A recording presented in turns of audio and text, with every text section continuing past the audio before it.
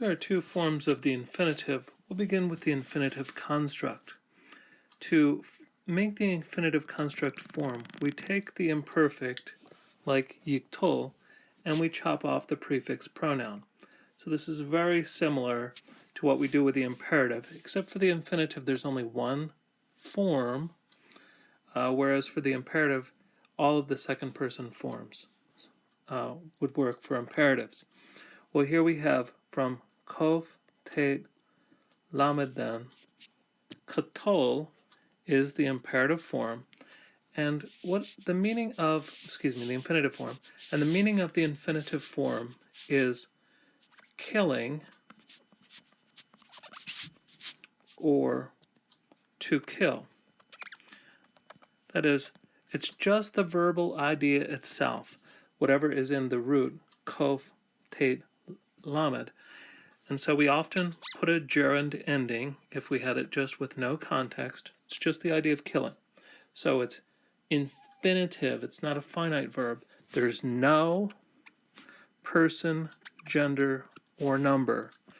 So when we parse, it's very simple. In this case, we have just call infinitive construct.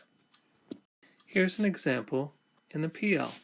So if we had the word yadaber, we just chop off the prefix pronoun, and we're left with the PL infinitive construct of davar, namely daber. And so if this is all that we had, it would just mean speaking or to speak. So consider Jeremiah chapter 1 verse 6.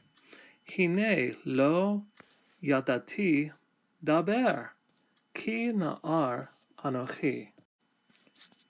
Behold, negative, I do not know, speaking, for a boy am I. So in the famous introduction to the book of Jeremiah, he claims he doesn't know how to speak, but literally all it says is, I do not know speaking. We usually translate it, I do not know how to speak, or something like this.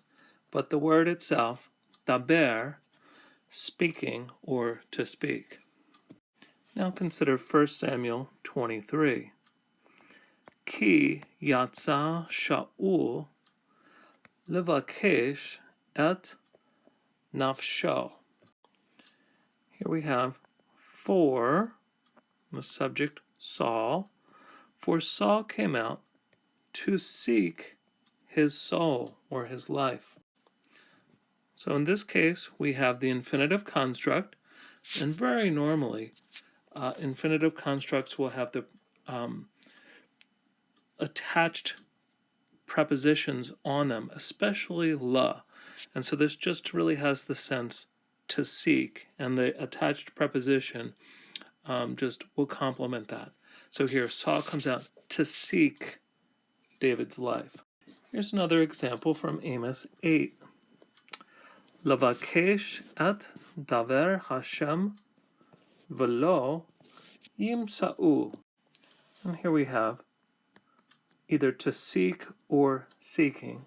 We'll say to seek. To seek the word of the Lord, but they shall not find it. So here we have the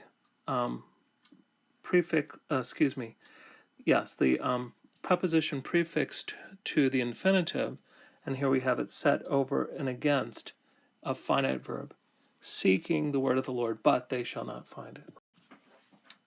Now, in the case where we have an infinitive construct, and we add to it either ba or ka, these attached prepositions tend to have the sense of sort of a temporal sense to them, a time sense. And 1 Kings 15 gives us a good example. Vayehi kamalecho hika et kol bet Yerovam. And it was when ruling of him, speaking of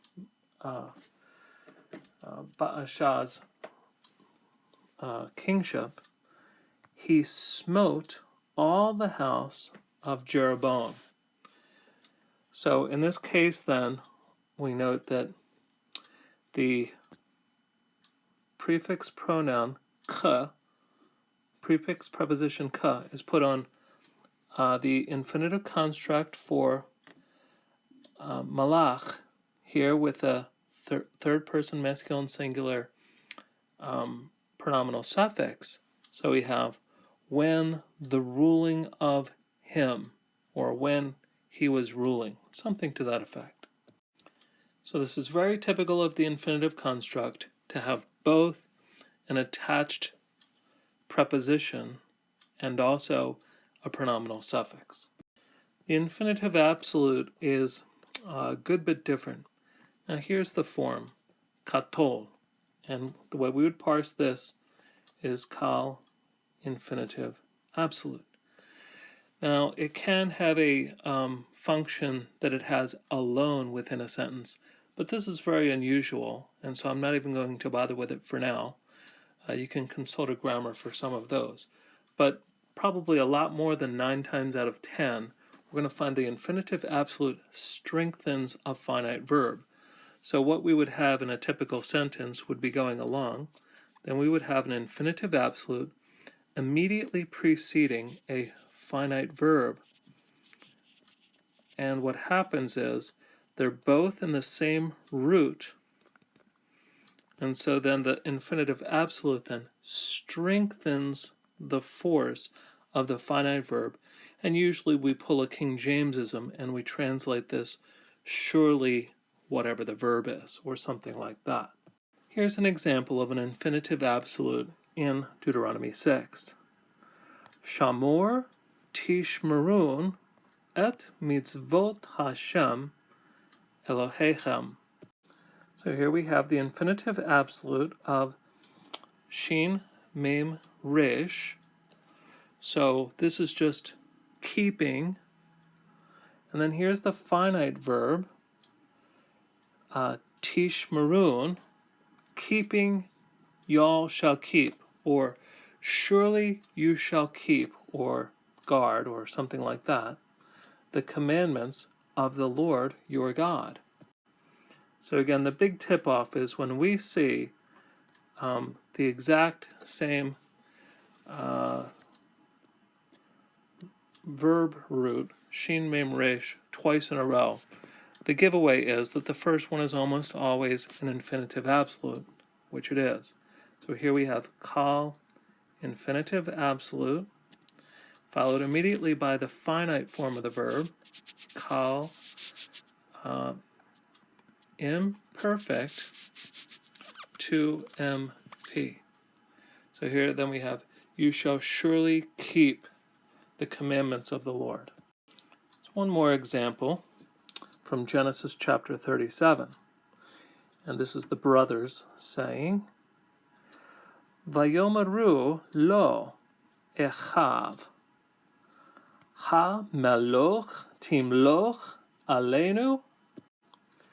His brothers said to him, and here's the interrogative marker, will you really rule over us? Notice then we have the same root twice in a row, mem, lamed, kaf, from to rule, and so right away this should stop us. Whoa!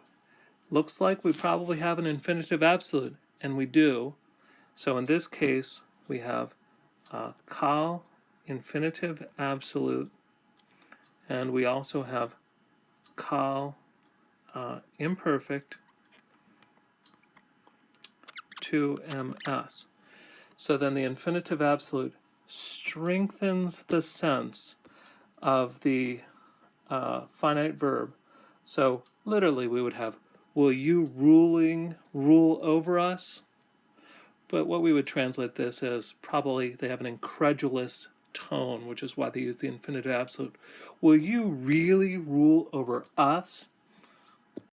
So again, probably the big thing to remember is when we have the same verb root used twice in a row, just your default should be to think of the first one as the infinitive absolute, then think about how this strengthens the verb and sort of the sense of the sentence given it.